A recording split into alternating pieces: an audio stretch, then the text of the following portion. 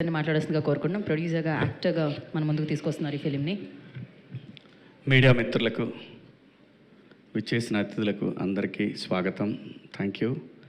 అలాగే ఈ కార్యక్రమానికి ముఖ్య అతిథిగా విచ్చేసిన మా అనిల్కి thank you so much Anil. ఎందుకంటే అనిల్ అంటే జస్ట్ లైక్ అబ్బాయి అంటాను నేను. చాలా ఇష్టం.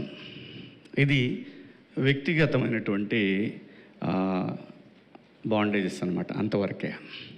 బట్ అనిల్ చాలా, నేను ఈవీవి గారిలో చూశాను, చాలా గొప్ప క్వాలిటీస్ ఉంటాయి ఈవీవి గారిలో. అలాగే అనిల్ ఈ కాలంలో ఇంత కూల్గా ఒక సినిమాని కంప్లీట్ చేయటం అంటే అంత ఈజీ కాదు. అనిల్ని అందరూ ప్రేమిస్తారు. చాలా పాజిటివ్ వైబ్ ఉంటుంది తన చుట్టూ. ఫోన్ చేసి అబ్బాయి ఎక్కడున్నావు, నేను ఎక్కువ అంటే ఏ ఆర్టిస్ట్కైనా ఉంటుంది, అబ్బాయి ఏమైనా ఉందా అంతవరకే, కానీ ఇబ్బంది పెట్టే అంత దూరం అయితే వెళ్ళదు. దానికి మించిన ఒక ఏమో అనిల్ అంటే ఒక పిచ్చి ప్రేమ. అంతేగాని అబ్బాయి ఎట్టి పరిస్థితుల్లో మనం సినిమా, నాతో ఒక సినిమా చేయి, ఇట్లాంటి కన్నా కూడా దాన్ని మించినటువంటి ఏదో ఒక తెలియని ఒక బ్లడ్ రిలేషన్ మాదిరి అనమాట. పైగా తను ఎప్పుడూ ఇబ్బంది పడొద్దు అని ఎక్కువ కోరుకుంటాను. తన సక్సెస్ని డెఫినెట్గా మా అనిల్కి తెలుసు. తన పబ్లిసిటీ అనౌన్స్ చేసిన దగ్గర నుంచి నేను బలంగా కోరుకుంటా, ఎట్టి పరిస్థితులు ఎక్కడా కూడా ఒక నెగిటివ్ థాట్ రాకూడదు ఎవరికి కూడా అనేది. ఎందుకంటే తనంత మంచివాడు కాబట్టి, లేకపోతే రాదేమో.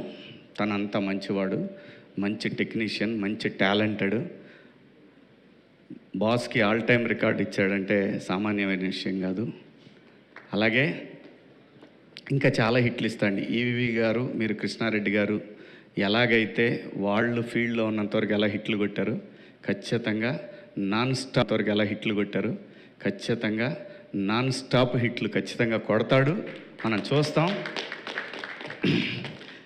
భవిష్యత్తులో. నేను అనుకుంటున్నాను, ఎందుకంటే అట్లా లోపలికి వస్తున్నప్పుడు అక్కడ ఒక ఫోటో ఉంటుంది అనిల్ది, కింద చాలా ఫోటోలు ఉన్నాయి, కానీ ఆ ఫోటోలు చూసినప్పుడు అనిపించింది అబ్బాయి ఎప్పుడో హీరో అవుతాడు అనుకున్నా. అన్నా ఇక్కడ ఎవరు ఏం మాట్లాడుకున్నా, ఎవరు ఏం కావాలనేది కళామ తల్లి నిర్ణయిస్తుంది. జస్ట్ ఒక ఫీలింగ్ వచ్చింది నాకు అట్లా లోపలికి వచ్చినప్పుడు. అదే చెప్పా ఇక్కడ కూర్చున్నప్పుడు, ఎందుకో అనిపించింది అని చెప్పాను. ఖచ్చితంగా అవ్వాలండి. వాళ్ళ తమిళ్లో అందరూ డైరెక్టర్లు చాలామంది హీరోలుగా చేస్తున్నారు, ఎందుకు అవ్వకూడదు? అయితే తప్పేంటి?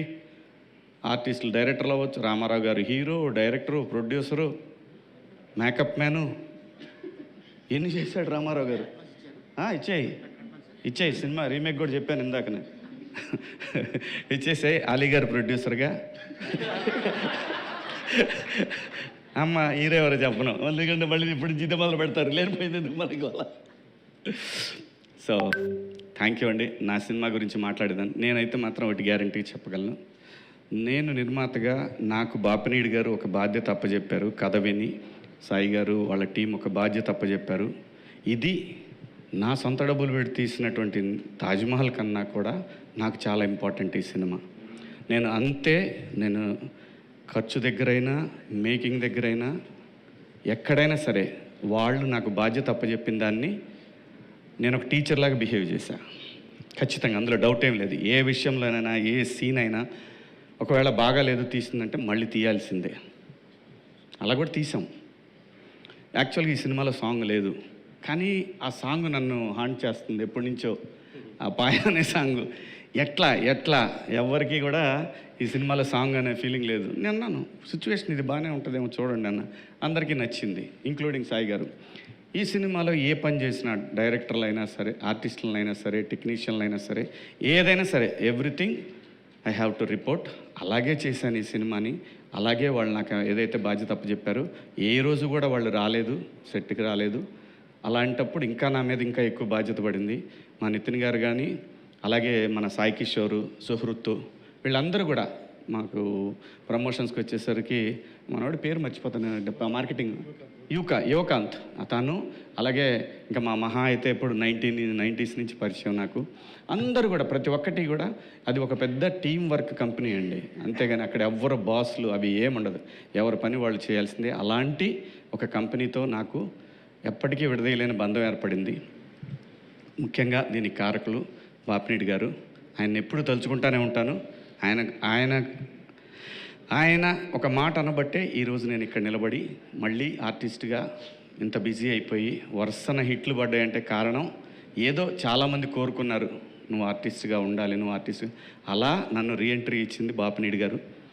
బిగ్ బాస్, ఆ తర్వాత కోర్టు, ఆ తర్వాత దండోరా, ఆ తర్వాత బిగ్ బాస్ బజ్జు, ఏది కూడా ఎక్కడ కూడా నాకు ఒక్క నెగిటివ్ ఇది కూడా రాలేదు. ఈ సినిమా కూడా ఖచ్చితంగా, ఎందుకంటే మా అబ్బాయికి టైం లేదు కాబట్టి నేను చూపించలేకపోయాను. సినిమా ఖచ్చితంగా చూపిస్తాను, రిలీజ్ ముందే చూపిస్తాను. ట్రైలర్ చూసి చాలా చాలా బాగుందని చెప్పాడు. ఏదన్నా సరే అనిల్, ఏదన్నా అవకాశం ఉంటే అనేది ఈ ఇండస్ట్రీలో నన్ను అడుగుతాను అని అంటే నేను, ఎందుకంటే నేను ఎవరిని అడగలేనండి, అది ఒక అనిల్ని. అలాగే ఈ సినిమాలో ఒక సాంగ్ కోసం నేను చాలా ఆలోచించాను, కానీ సడన్గా బండ్ల గణేష్ అన్న అనే థాట్ వచ్చిందంటే మా అబ్బాయి రిక్కీ థాట్ అనమాట అది. రిక్కీ చెప్తే అప్పుడు నేను వెళ్ళి గణేష్ అన్న అడిగాను, పాట విని అరే చేసేద్దాం అని అన్నాడు. అంటే ఆర్టిస్ట్గా ఏమీ ఇవ్వకుండా ఎవరితో పని చేయించుకోకూడదండి. ఆర్టిస్ట్ అనే కాదు, ఎవరితో నేను ఏ పని చేయించుకోలేదు. నేను ఎంత బతిలాడినా నా దగ్గర రూపాయి ఇస్తే, ఎందుకంటే తనకి నేను చాలా రుణపడి ఉన్నాను. ఎప్పుడు ఇండస్ట్రీకి వచ్చినప్పటి నుంచే గణేష్ అన్నకి నేను రుణపడి ఉన్నాను. ఖచ్చితంగా తీర్చుకుంటా. ఎవరి రుణం తీర్చుకోకుండా మాత్రం ఇక్కడి నుంచి వెళ్ళాం, మనం తీర్చుకొనే వెళ్తాను. ఇంకా ఈ సినిమా టెక్నీషియన్స్కి వచ్చేసరికి సుధీర్ కథ తీసుకొని వచ్చాడు. కొత్త కుర్రాడు, నాకు తెలుసు. ఆ సైకిల్ దొక్కేటప్పుడు నేర్చుకునే ఆ ఇబ్బందులు ఉంటాయి కదా, ఒక్కోసారి సరిగ్గా తోలు, పట్టుకో, హ్యాండిల్ పట్టుకో, ఇలాంటివి ఉంటాయి.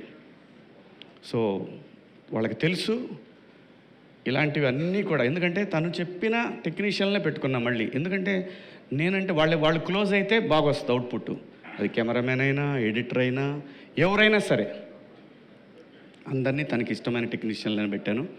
అలాగే మ్యూజిక్ డైరెక్టర్ వచ్చేసి బ్యాక్గ్రౌండ్ స్కోర్ రంజన్ రాజ్ అని చెప్పి, తను మలయాళీ అనమాట. అద్భుతంగా చేశాడు. ఈ సినిమాని సక్సెస్లో 50% అతనికి క్రెడిట్ వెళ్తుంది ఖచ్చితంగా. 100% నో సెకండ్ థాటే లేదు. సినిమా ప్రతి ఒక్కళ్ళకి నచ్చుతుంది. మా ఇద్దరి కాంబినేషన్ నచ్చుతుంది, మళ్ళీ మా ఇద్దరి కాంబినేషన్ నచ్చుతుంది, అలాగే మా ఇద్దరి కాంబినేషన్ నచ్చుతుంది. ఎందుకంటే ఆలీ అన్న ఈ ఇండస్ట్రీకి వచ్చినప్పటి నుంచి నాకు పరిచయం. నన్ను ఒక సొంత తమ్ముడి కన్నా ఎక్కువగా చూసుకున్నాడు ఆలీ అన్న. అప్పటి నుంచి కూడా ఫ్రమ్ ద బిగినింగ్ నేను 96 నుంచి నేను ఆలీ అన్నతో నా జర్నీ. ఆలీ అన్న ప్లస్ గణేష్ అన్న, చనిపోయాడు వేణుమాధవ్ అన్న, ఆయన, వీళ్ళందరూ నన్ను ఒక సొంత తమ్ముళ్ళలాగా చాలా బాగా టేక్ కేర్ చేశారు. ఏ సందర్భంలో అయినా సరే, ఇప్పటి వరకు, ఈరోజు వరకు కూడా. అలాగే చాలామంది ఉన్నారండి ఇక్కడ సహాయం చేసిన వాళ్ళు. ఇంకా మా చిత్రం సీను, అప్పటి నుంచి పరిచయం. వాడిని చూస్తే భయం వేసేది నాకు. అప్పుడు గ్లాసులు పెట్టుకొని ఇట్లా తిరుగుతుండేవాడు. ఎవడు పాతాడు, మనమే ఊరి నుంచి వచ్చి ఎవడు మాస్టర్ సినిమాకి. అలాగే బబ్లు, ఇంకా ధనరాజ్ ఆడు, అది తర్వాత లాస్ట్లో చెప్పాలి, పెద్ద ఆయన పేరు ధనరాజ్. ఎప్పుడు అడిగితే అప్పుడండి, తనకి ఇచ్చిన రెమ్యునరేషన్తో పోల్చుకుంటే తను చేసిన డేట్లు చాలా ఎక్కువ. ఏ రోజు కూడా అడగలేదు. ఎప్పుడు ఫోన్ చేస్తే అప్పుడు అన్నా 2 రోజుల ముందు చెప్పేవాళ్ళం ధనాయ్, లేదంటే ఒక రోజు అటు ఇటు అయినా సరే చేసేవాడు. ఎందుకంటే కొన్నిసార్లు మాకు సీన్ నచ్చ కూడా మళ్ళీ చేయాల్సి వచ్చింది. లొకేషన్ నచ్చక చేసిన సందర్భాలు కూడా ఉన్నాయి. సో ప్రతి ఒక్క ఆర్టిస్టు, మన రఘుబాబు అన్న, అలాగే పృథ్వీ గారు, అలాగే తన పేరేంటి పమ్మిసాయి, చెమ్మక్ చంద్ర, రాఘవ, బుడ్డ నరేషు, అందరూ ప్రతి ఒక్కళ్ళు కూడా, ఇమ్మాన్యులు, ప్రిన్స్, చాలామంది అండి, 30 మంది ఆర్టిస్టులు ఉంటారు, గట్టిగా ఉంటారు ఆర్టిస్టులు. ఎవ్రీ సీన్లో ఆర్టిస్ట్ వస్తూనే ఉంటాడు, కొత్త ఆర్టిస్ట్ ఎంటర్ అవుతూనే ఉంటాడు. అది అనుకొని చేసింది కాదు, అలా అయింది. సమీరు. సో అందరూ ప్రతి ఒక్కళ్ళు కూడా చాలా బాగా కోఆపరేట్ చేశారు. మరీ ముఖ్యంగా చెప్పాల్సిన విషయం ఏంటంటే లయ. లయ ఈ సినిమా తను కూడా ప్రొడ్యూసర్లానే చేసింది. 4 o'clock అంటే అలా వాడు కూడా రోహన్ అయితే ఎన్నిసార్లు వచ్చాడో వాడు లొకేషన్కి వచ్చి మళ్ళీ చేయకుండా వెళ్ళిపోయినా ఎప్పుడు ఇంతవరకు అందరూ కూడా, ఎందుకంటే నా మీద అభిమానం, at the same time ETV product అందరి మీద ఉన్న అభిమానం, స్క్రిప్ట్ అందరికీ బాగా నచ్చింది, అందరూ బాగా సపోర్ట్ చేశారు. ఇంకా టెక్నీషియన్స్ విషయానికి వస్తే రిత్విక్, మిథిలు, మా ఎడిటర్ గారు మనోజ్ గారు, అందరూ ప్రతి ఒక్కళ్ళు, శివ, విక్రమ్, రామ్, మనోడు సందీప్ ఇది డైరెక్షన్ డిపార్ట్మెంటు, అలాగే ప్రసాద్, ధీరజు, వీళ్ళు ఈపీలు అనమాట ఈ సినిమాకి. ఆ తర్వాత మా అందరినీ నడిపించిన ఒక పెద్ద విగ్రహం ఉంది, అదే మా బాలాజీ సీనన్న. Thank you. నువ్వు లేకపోతే ఈ సినిమా అయ్యేది కాదు. థ్యాంక్ యూ సో మచ్ సీనన్న. అలాగే ఈ సినిమాకి ట్రావెల్స్ కానీ ప్రతి ఒక్కళ్ళు కూడా, మాకు ఈటీవీ ట్రావెల్స్లో వచ్చింది, అలాగే బయట మన ఇండస్ట్రీ ట్రావెల్స్, మా రాయుడు కానీ అందరూ ప్రతి ఒక్కళ్ళు చాలా బాగా సపోర్ట్ చేశారండి. మీ అందరికీ పేరున థ్యాంక్ యూ.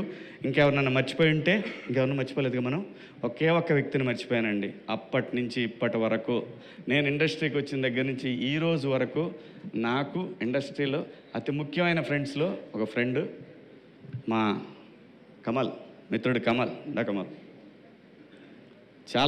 చాలా నాకు ఇండస్ట్రీలో ఫస్ట్ ఒక హీరో పరిచయం ఏంటంటే ఇతనే. నాకు సీతారామయ్య గారి మనవరాల్సు అనే సినిమాకి ఇతను హీరో అయితే, మేము సీతారాముల కళ్యాణం చూతమరారండే సినిమాకి మేము ఇద్దరం పరిచయం అనమాట.